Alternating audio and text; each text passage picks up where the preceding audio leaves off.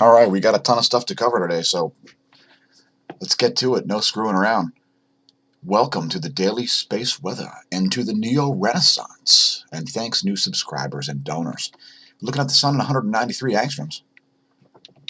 We see no sunspots. However,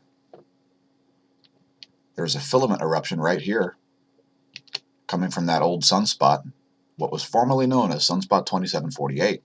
Also, we see some activity rising right here under my pointer, as well as down here. And you may be amazed at what that is. And here's the view in 304 angstroms. This is about 7 hours and 15 minutes of solar activity on today, Friday, September 6th.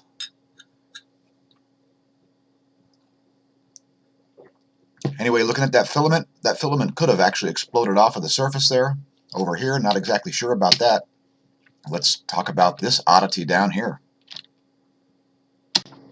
Now, the polarity of this plage down here is cycle 24 polarity, believe it or not. Now, it is a little bit slanted there, and there is some activity forming on both sides of this plage here. That is definitely something to watch throughout the day, as it's very, very far off of the equator. If that turns into a sunspot, especially a cycle 24 sunspot, that's a weird sign. We'll just put it that way. Please leave a comment if you're familiar with the butterfly sunspot diagram. And while we're here, we might as well view this in 171 angstroms also. Check it out. It's extremely close to the South Pole, really far from the equator, and this is the kind of behavior that you see at the beginning of cycles, not at the end of cycles. So don't be surprised if you see this turn into a cycle 25 plage or sunspot in the next day or two. And here's the zoomed out view. Again, 7 hours and 15 minutes. And there is some activity here kicking off, despite the fact that there are no sunspots, and 10.7 centimeter radial flux is back down to 68 solar flux units. Were you aware that Steve is back? Thermal emission velocity, strong thermal emission velocity enhancement. It's not the Aurora, although that's the Aurora and Steve together. If you want to read all about it, check out spaceweather.com. Were you familiar with our mission? Well, if not, share it with your friends at smashomash.com/forum/mission. Let me explain. It's to assist, study, and report on the ongoing formation of a unified theory of physics. Again, welcome to the Neo-Renaissance, folks, as science is getting rewritten. Of course, it's always getting rewritten, but there's some extreme rewriting. Anyway, to raise the awareness of the general public of the relationship between space weather and Earth effects. Also to connect and consult with media organizations to multiply our reach, hence this YouTube channel. To demonstrate cutting-edge proof of concept solutions to problems. Yeah, there's tomatoes growing inside already here. To publish scientific papers in a multidisciplinary manner, including, but not limited to, sciences such as spectroscopy, chemistry, astrophysics, health, wellness, longevity, cosmology, biology, magnetohydrodynamics, geology, etc. Also to assist the humans by advancing the study of predictive phenomenon to do things like optimize value, reduce risk and liability, save lives and resources, and adapt no matter what the adversity is. And to not be ossified in our beliefs, and to treat those who are with love, respect, and inclusion to the scientific discussion. And yes, if you're wondering, the videos are unedited. If you agree with our mission and you'd like to help support it, please do it via Patreon, as I know YouTube shows you ads. I'll also assure you that YouTube pays us precisely $0 to make these videos. So become a patron at the $9.99 level. That's $9.99 a month. And get all the updates quickly. Don't join at the $1 level, as that level is going away on Halloween. You can also follow us, or support the channel, that is, via PayPal, or the Hemp Lucid Spaced Out campaign, which is also linked below the video in the description. Let's move on to the real-time solar wind. And we see a phi angle of 100. BT-BZ is, well, the BT is high and the BZ is convergent on 0. We did see a 5.9 magnitude earthquake off the coast of Oregon. We'll get to it in a minute. Solar wind density pretty diffuse here, 2.18 protons per cubic centimeter. And solar wind speed, 486 kilometers per second. We're actually in geomagnetic unrest conditions right now, folks. The KP has gone back up to 4. And here's the data from ACE. Pretty corroborative there to discover. Again, 10.7 centimeter radio flux back down to 68. Let's talk about David Dubine's new book, Climate Revolution, The Grand Solar Minimum. And we've got links to this also. It's on oilseedcrops.org. And there are all the links there where you can purchase the book, as it is National Preparedness Month. And yes, this YouTube channel is cited in the book. Shout out David Dubine. And we're going to be looking to do an interview with you soon, buddy. So hit us up on Skype. Were you aware that the American Revolution occurred during a time of solar minimum? Why was it so cold when Washington was crossing the Delaware? Well, it was because of diminished solar activity, folks. So, I don't know how I got on that page. Let me see if I can get back. Anyway, if you weren't aware, things like solar minima seem to be correlated and perhaps most likely responsible for the collapse of all the major epic civilizations, including the Minoans, the Chinese, the Romans, the Vikings, and other societies have collapsed due to solar activity. Were you aware? No? If you weren't aware, buy the book. It's got all that information in there. And while we're not done reading it yet, we're giving you blurbs each day on this channel to help you prepare for the upcoming food shortages and rising food costs and crop failures and record snow for the 3rd year in a row predicted by the almanac, and etc., etc. Here are the magnetosphere movies. First, we're looking at the density.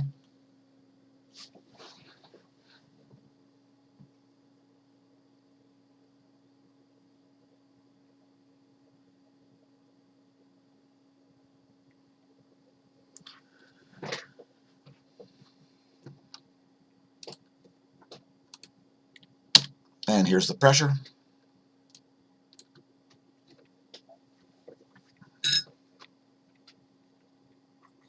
KP index has just jumped up to 4 in the last hour or two, folks.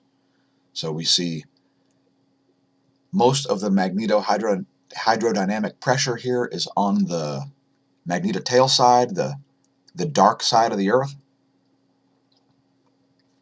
otherwise known as the non-sun facing side. And here are the geospace ground magnetic perturbations. Significant current passing through the planet right now. And this is 4 hours of data, courtesy University of Michigan Geospace Model. Stay tuned for a lot more stuff, folks. We got all kinds of articles. We're going to talk about carbonyl sulfide briefly and include a bunch of links about that. There's a KP index. It came up to meet us once again today at 4. Ionosphere is looking pretty wobbly here. There's a lot of discharge blobs on the nighttime side there. When you see these red blobs, that's an indication that you don't have an F2 layer, you have an F layer, as it's only 1 megahertz. And anyway, there's the last 6 hours. Let's look at the latest image here.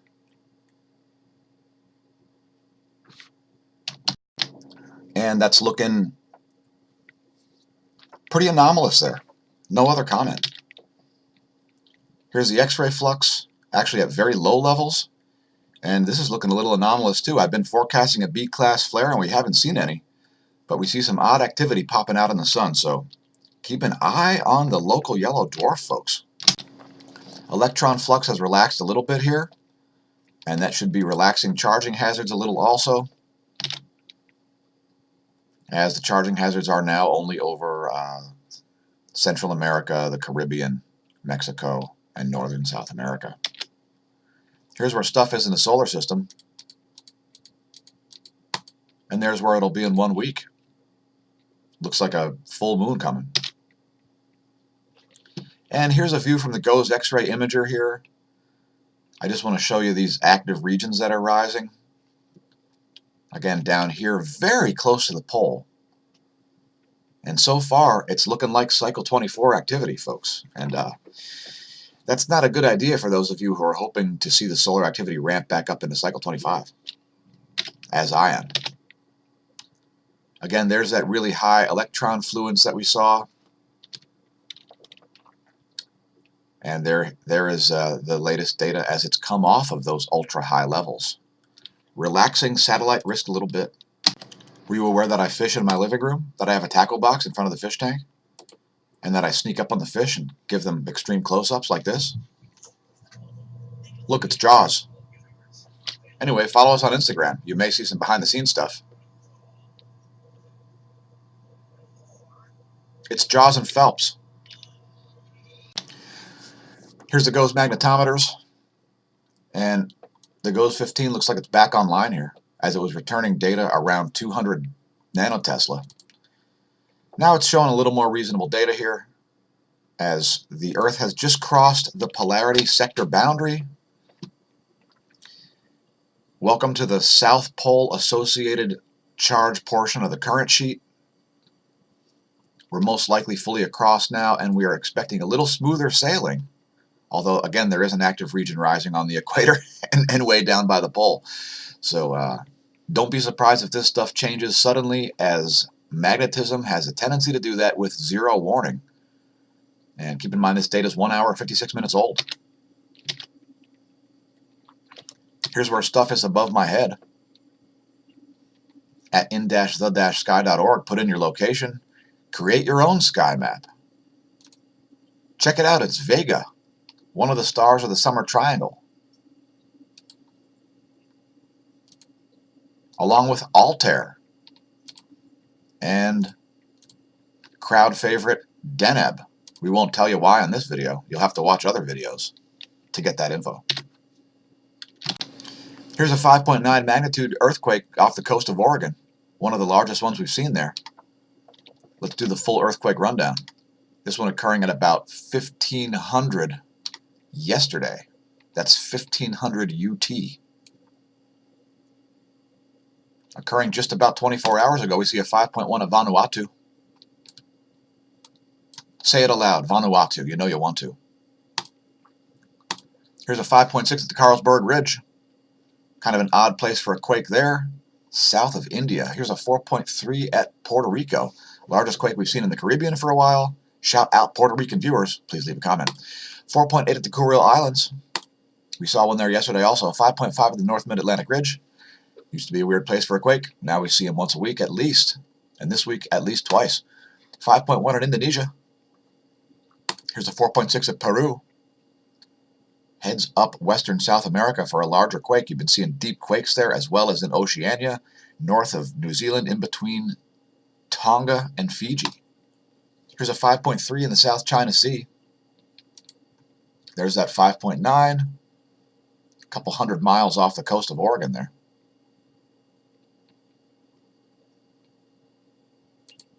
And a 4.0 right in the same location. Here's a 4.9 at Chile. Here's a 4.6 at the North Mid-Atlantic Ridge, nearly the same spot as the one we just reported.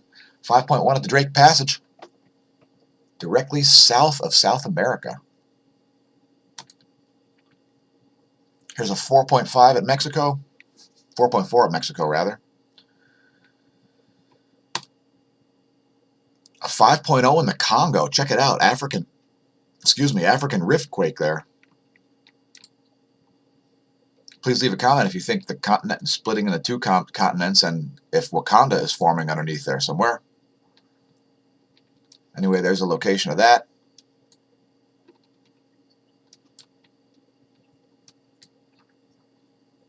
Please leave a comment if you'd like to see Tanzania become its own nation island state. And back to the world map, we see a 4.3 at Chile. That one's at depth. And that's right in the location where I would say a large quake's going to happen at the surface. Although I'm really not an expert on matters geologic. 4.7 at Papua New Guinea. 4.7 at the Philippines. And moving on.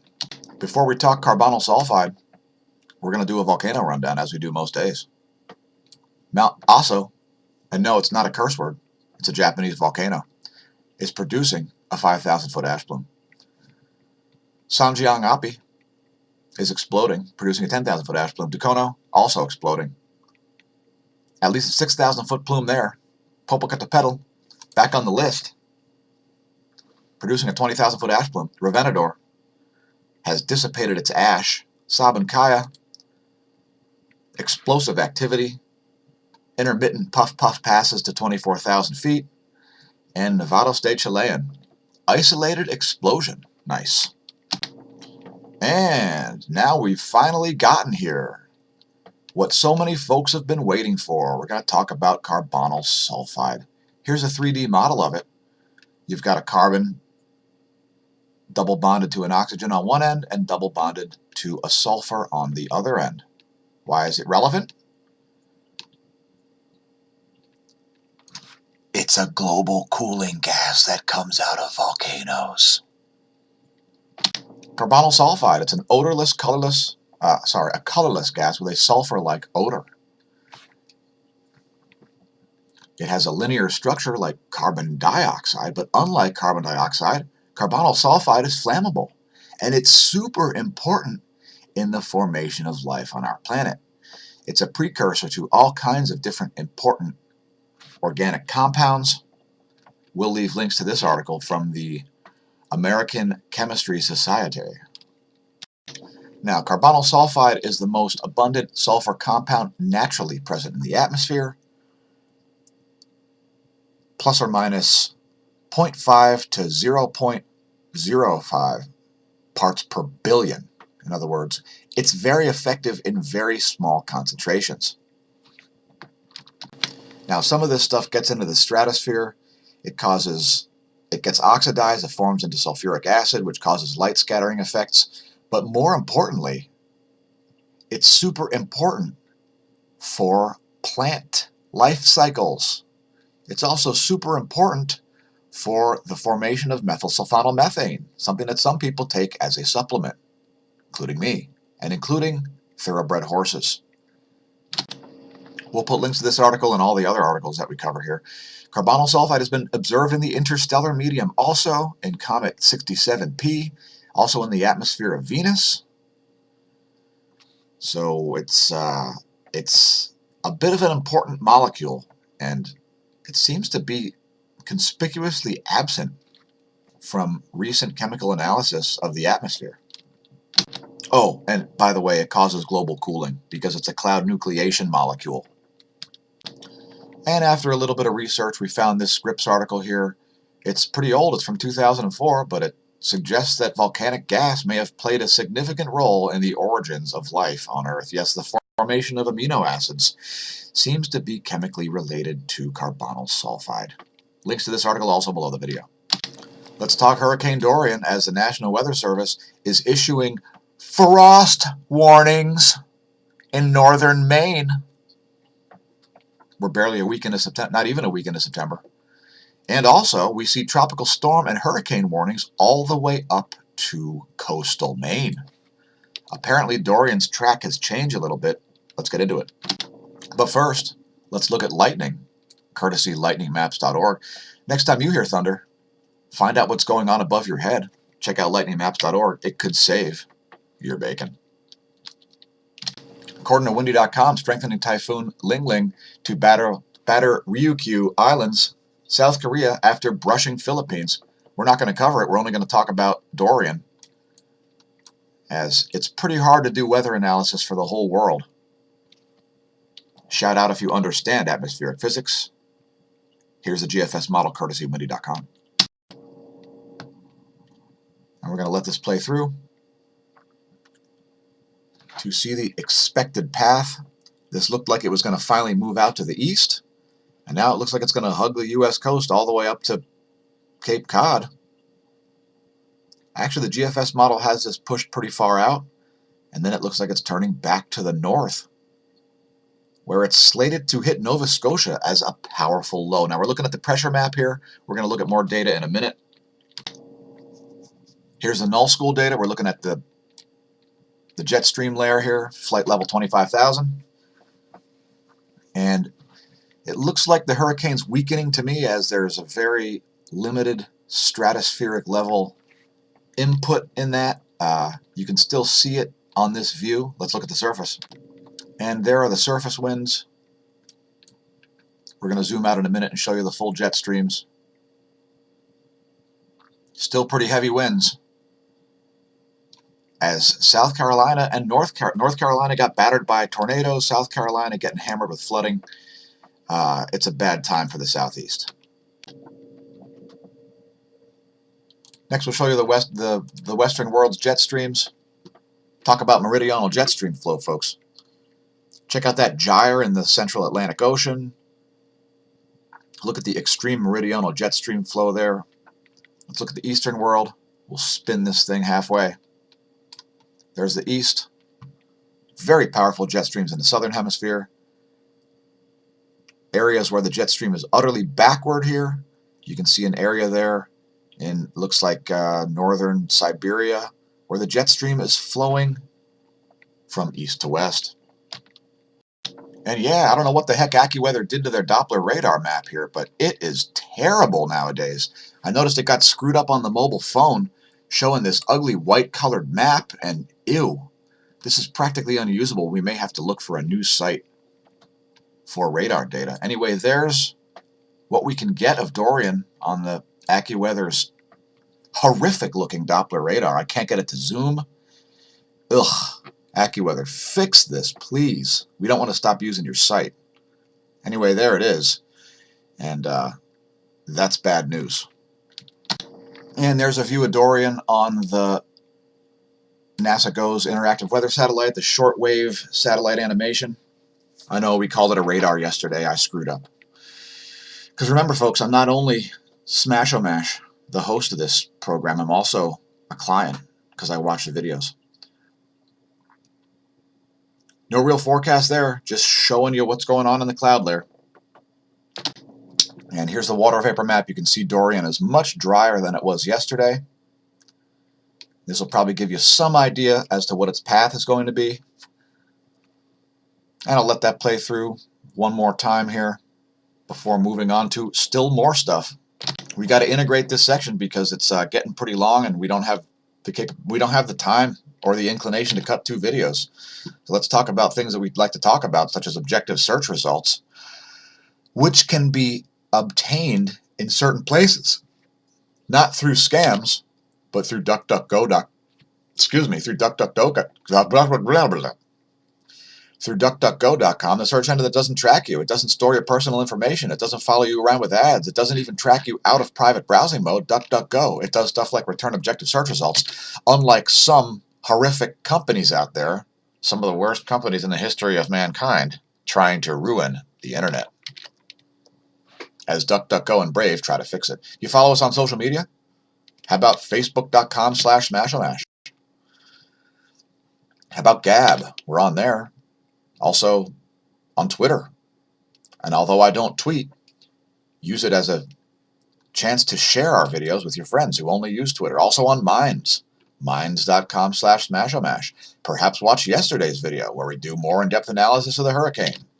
And so on and so on. And if you haven't pressed like and subscribe on YouTube, please do so. Also become a patron. Help to support the channel. We only need to replace about another $3,240 per month to go full time. So thanks, Smash Team.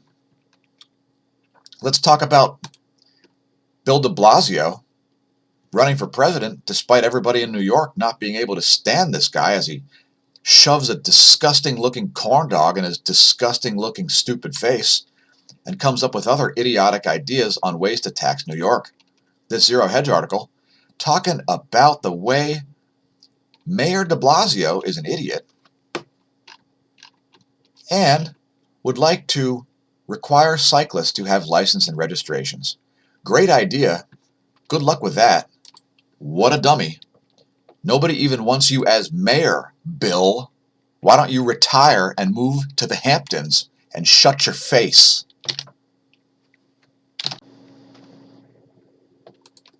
Let's talk about the depths of human stupidity. Robert Mugabe dies. I'm sure a lot of people are going to be mourning him. And there's some other stories trending on Google's horrific search engine that I would not use if it was the only search engine in the world. I just simply wouldn't do internet searches if Google was the only search engine. Transcribe that, Google. Shove it, Google. Now, we covered this story right after it happened about a couple swimming at Delaware Water Gap, approached by a drunk guy with a gun and a rope. He was talking to him about fishing, and then he left and he came back with a beer, and then he pulled out a gun and a rope and he tried to tie the guy up, and the guy fought him, and he dropped the gun, and the girl grabbed the gun and ran off, and the guy fought him off, and then the police found him, and he's an idiot. Another moron covered here on your smAsho Space Weather. Welcome to space. There are a lot of stupid people here. By the way, that guy now faces felony charges for kidnapping. Let's do a quote from Nicki Minaj, as if anybody cares what Nicki Minaj says. I've decided to retire and have my family. I know you guys are happy now. To my fans, keep repping me. Do it till the death of me. In the box, 'cause ain't nobody checking me. Love you for life! Oh my gosh, Nicki Minaj is going to retire and start a family, poisoning the gene pool of the planet further. Well done, Nicki. We're looking forward to you not producing any more music. Cheers! Maybe we can create a national holiday along with the day that Creed decided to break up.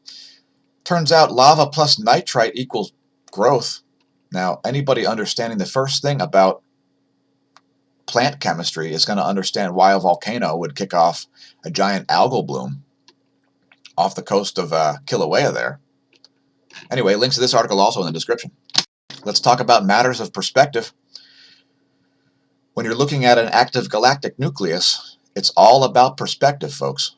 If you're looking straight down the Z field cone, shown here, which, by the way, in M51 is very offset, despite the disk being perpendicular to the Earth. In other words, it looks like you're looking right down the Z field, but you're not, because the active galactic nucleus is extremely slanted, much like the one in the Milky Way galaxy. If you weren't aware, well, it's true. We'll leave links to this PDF document also, talking about the feedback in M51. Again, when you're viewing a galaxy, it's all a matter of perspective. If you're looking at an edge-on disk, it looks completely differently than if you're looking straight down, perpendicular to the galactic plane. Thanks, Milky Way Galaxy team. It's time for one bonus section, and then we are out of here. Back to looking at this extremely odd region here, very close to the South Pole. We'll be watching that throughout the day. Looking at 94 angstroms view here. As this takes 5 more photos than the other views, except for, I believe it's 131. There are only 2 scopes that take 10 images per minute. The rest only take 2 images per minute. And let's zoom out, and then zoom out of this studio. Anyway, here's 7 hours and 15 minutes of the sun, our local yellow dwarf, at 94 angstroms. Remember, stare at the sun, since it'll never be now again. May its solar wind be at your back. And that atherosclerosis, we're hoping that shall be absent from your veins.